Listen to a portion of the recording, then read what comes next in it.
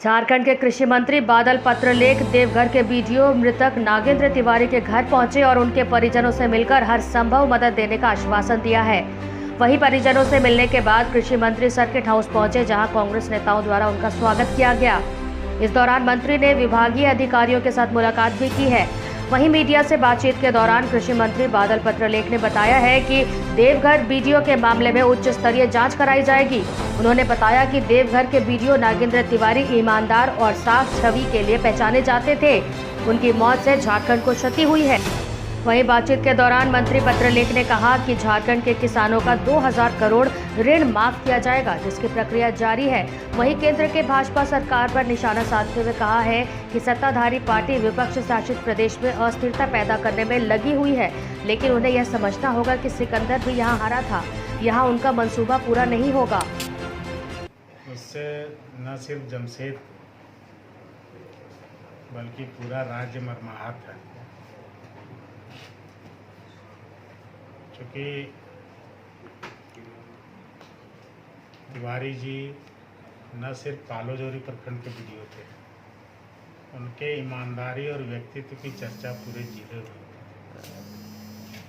मेरा भी विधानसभा क्षेत्र का प्रखंड पालोजोरी प्रखंड से बिल्कुल सटा हुआ था।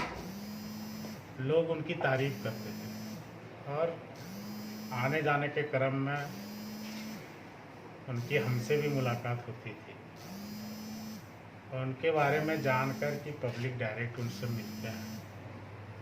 रचनात्मक कामों में उनकी रुचि थी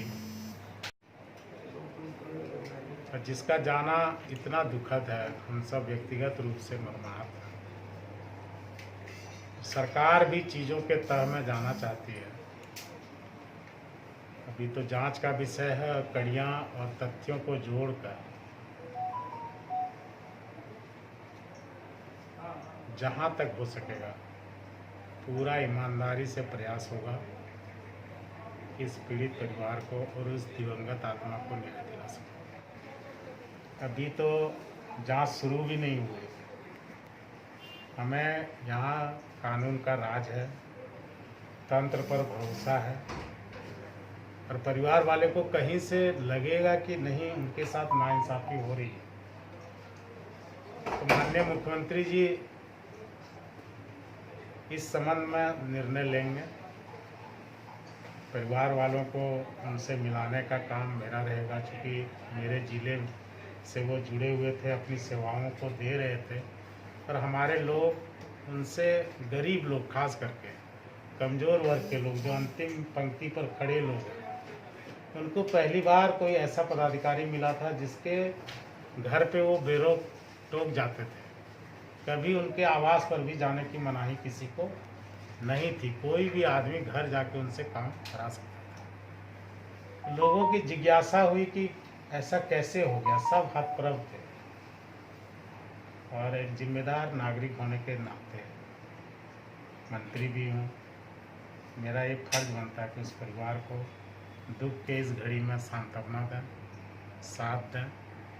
अभी तो कल घटना ही हुई है और अभी चूँकि एविडेंस है देवघर डिस्ट्रिक्ट का, तो घटना घटित पीओ है जमशेदपुर का, तो हाई लेवल पर कोऑर्डिनेशन की जा रही है, चीज़ों को कोऑर्डिनेट किया जा रहा है। तो खास करके मैं दोनों जगह से बराबर संपर्क करके साथ ही परिवार को ये भी कहा कि आपको और कुछ विस्तृत जानकारी देनी हो तो आप जिस लेवल पे चाहें हम आपको मदद करने को तैयार हैं। जो बातें परिवार के लोग कह रहे हैं उन सब बातों पर भी हमारे पदाधिकारी गौर से देख रहे हैं। तो मैं आपको कह रहा हूँ कि हेमंत सरकार के इस शासन में चाहे वो कितने बड़े भी हाथ हो, इस तरह के पदाधिकारी की यदि जान जाती है या किसी एक मामूली इंसान की, तो हम उसे किसी भी स्तर पर बख्शने नहीं जा रहे हैं। वो कोई भी हो, कानून अपना काम कर रहा है, बेनकाम होंगे और उचित न्यायिक प्रक्रिया से गुजरने के बाद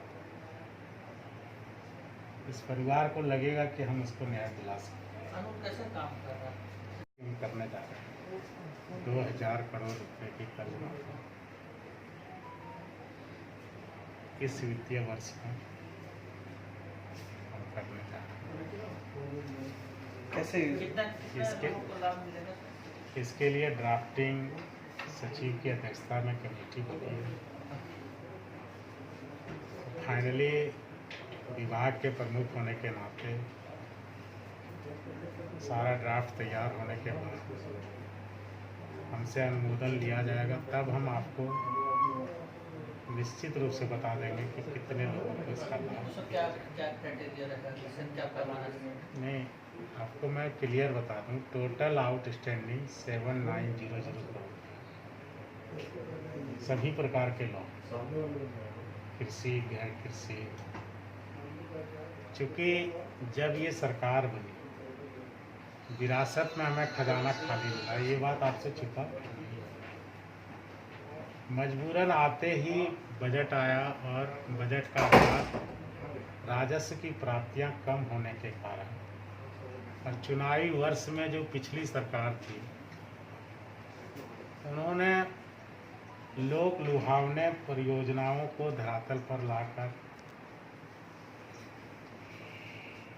जो पैसे का खर्चा किया था, तो उससे ये ठीक इमीडिएट ईयर था, बजट का आकार हमें छोटा करना पड़ा। और ये रहा बात अखबारों में आपके माध्यम से सब जगह थे कि खजाना खाली है, हेमंत सरकार करे तो क्या करे। एक प्रयोग सफल हो जा रहा है, लेकिन मैं इतना ही कहूँगा कि अपने आप को सिकंदर भी ना समझे। यहाँ आके सिकंदर भी हारा था, उनका सपना झारखंड में आके टूटेगा।